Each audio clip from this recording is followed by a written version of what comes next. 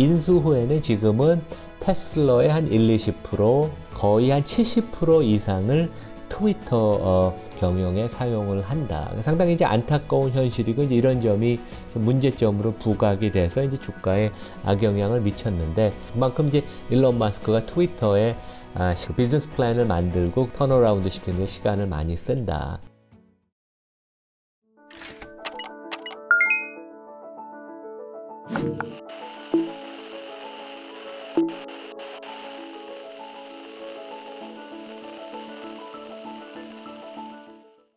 안녕하십니까, 이나무입니다. 오늘은 우리 테슬라 얘기를 좀 다시 해보고 싶은데, 그 내년에 2023년에 주가를 움직이는 두 가지 변수 얘기를 제가 한번 정리를 해보겠습니다. 테슬라 주가가 작년 2021년 말에 한 $400 이상을 돌파를 했다가 얼마 전에 이제 저점 $166를 찍고 지금은 이제 한 $200 바로 미치어서 한 20% 정도 반등을 했죠. 근데 이제 내년에 가장 큰 변수는 이런 것 같아요. 첫 번째는 뭐 펀디멘탈한 얘기인데 분기 실적, 두 번째는 이 회사의 대주주이자 CEO인 일론 머스크가 얼마만큼 회사 경영에 전념을 할 수 있느냐. 그래서 이제 먼저 실적 얘기를 드리면 세 가지가 가장 중요한 것 같아요. 그래서 판매 대수, 얼마만큼 분기에 차를 팔았냐. 두 번째는 영업이익률, 마진이 얼만큼 나냐. 세 번째는 이제 신규 그 완공된 공장인 텍사스, 미국의 텍사스와 독일 공장이, 베를린 공장이 램프업 된다고 그러죠. 이제 공장이 정상화가 되려면 뭐 6개월에서 한 1년 정도 시간이 걸리는데, 빨리 정상화가 되면 될수록 판매 대수도 늘고 고정비 부담이 이제 줄어드는 그런 효과가 있는데, 3분기 실적을, 금년 실적을 봐도 실제 영업이익률이 많이 회복이 됐어요. 한 17%. 그 다음에 자동차 부문의 매출 총이익률이 28%. 그래서 이제 그 재고에 대한 우려가 국내 언론에 나오지만 그거는 약간 제 생각에 잘못된 오해고, 자동차는 어느 정도의 재고를 항상 깔고 갑니다.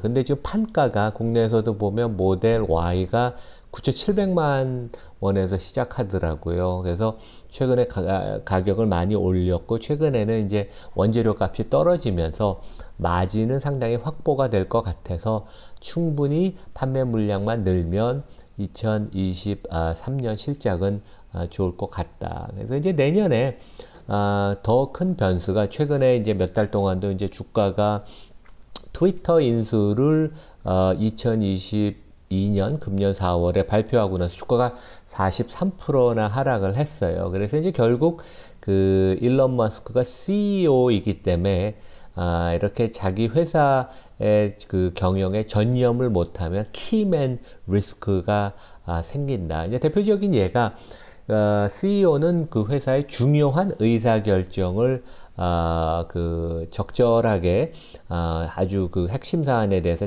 합리적인 의사결정을 내려야 되는데, 일론 마스크가 그렇게 충분히 지금 시간을 못 내서 그런 의사결정이 지연이 되고 있을 것이다. 가령 내년에 이제 양산을 한다는 사이버 트럭, 그 다음에 조금 더 시간이 걸릴 보급형 전기차, 뭐 이런 것들에 관한 너무 중요한 의사결정이 있는데, 이 모든 것이 좀 지연된다면 테슬라의 경영 성과에 상당히 직격탄을 날리는 그런 악재이다. 이제 그래서 얼마만큼 일론 마스크가 시간을 낼 수 있느냐 가장 관건인데, 실제 이제 많이 알려지다시피 이제 그 일론 마스크 워커홀릭이죠. 그래서 주 한 80에서 한 100시간의 근무 시간을 소화하고, 그래서 이제 일주일에 한 6일 정도 근무한다고 합니다. 그래서 하루에 17시간 근무를 하면 한 6시간에서 6시간 반 정도 잔다고 하니까, 그래서 6을 곱해보면 한 102시간 정도 근무를 한다. 그래서 보통 월요일 날은 가령 이제 이거는 이제 뭐 트위터 인수 전 얘기죠. 그래서 월요일은 테슬라 경영을 하고, 화수는 스페이스 X에 하고, 목요일날 다시 테슬라로 돌아와서 하루 정도 일하고, 나머지 이틀은 테슬라와 기타 사업 부문, 뭐 그 터널 회사 보링이나 오픈 AI 뭐 이런데 이제 시간을 할애하는데, 실제 뭐 미국 사람들은 또 가족 생활을 되게 중요시 하니까 3명의 여성과 이제 10명의 자식을 가졌죠. 그래서 이제 애들하고도 좀 놀고 틈틈이 운동도 뭐 당연히 한다 그러고, 그래서 이분의 생산성은 보면 5분 단위로 시간을 쪼개서 일정을 짜고 이제 그것을 소화한다고 그럽니다. 그래서 실제 우리 윤석열 대통령도 이제 얼마 전에 화상 회의를 통해서 한국이 다음 기가 팩토리가 될 수 있는지 이제 그런 얘기가 나왔는데, 이것도 실제 윤 대통령이 미국 방문할 때도 실제 일론 마스크를 만나고 싶어 왔고, 그 발리 인도네시아에서도 이제 만나고 싶어 했는데 일론 마스크가 일정이 서로 안 맞아서 이제 그럴 정도로 너무 이 사람이 지금 이제 트위터에 시간을 많이 뺏기고 있다. 그래서 이분의 트위터를 보면 상당히 업무 관련된, 본인이 꼭 홍보하고 싶은 얘기도 많이 하지만 여기 이제 보시다시피 좀 재미있는 그런 그 글이나 사진도 많이 올려요. 그래서 이제 이걸 통해서 이제 스트레스를 푼다. 그래서 여기 보면 이제 소크라테스의 제자가 플라톤이고 플라톤의 제자가 아리스토텔레스여서 계속 서로 뭐 맥주를 먹여주는 건지 이제 이런 재미있는 영상도 많이 하는데, 이렇게 좀 스트레스를 풀기도 합니다. 근데 이제 중요한 것은 일론 머스크가 트위터 인수 전과 후에 어떻게 자기 시간을 할애하고 있느냐. 그래서 우리가 뭐 이 사람의 일정을 100% 할 수는 없지만 추정을 해볼 수 있고, 이제 그것의 근거는 제가 다음 페이지에 설명을 드리겠습니다. 그래서 이제 트위터 인수 전에는 한 40~50%를 각각 테슬라와 스페이스X에 사용을 했습니다. 그러니까 스페이스X도 그렇게 이분 입장에서는 되게 중요하고, 나머지 한 10%를 기타 뭐 오픈아이 같은 AI 회사나 보링, 터널링 회사 이런 데 썼는데, 인수 후에는 지금은 테슬라의 한 1~20%, 그 다음에 스페이스X의 한 1~20%, 나머지는 극히 미미하고 거의 한 70% 이상을 트위터 경영에 사용을 한다. 상당히 이제 안타까운 현실이고, 이제 이런 점이 문제점으로 부각이 돼서 이제 주가에 악영향을 미쳤는데, 이제 어떻게 이걸 판단을 했냐 하면, 이제 파이낸셜 타임스에 이제 나온 기사인데, 지난주에 이제 일론 머스크가 트위터에 글 올린 횟수를 갖고 유추를 해보는 것입니다. 11월에도 그랬고, 그래서 스페이스X는 2회, 뭐 거의 많이 안 올렸고, 테슬라가 14회, 그 다음에 그 트위터가 55회니까 전체 한 70~80%. 그만큼 이제 일론 마스크가 트위터에 시간을 많이 뺏기고 이것에 그 비즈니스 플랜을 만들고 그러는데 턴어라운드 시키는데 시간을 많이 쓴다.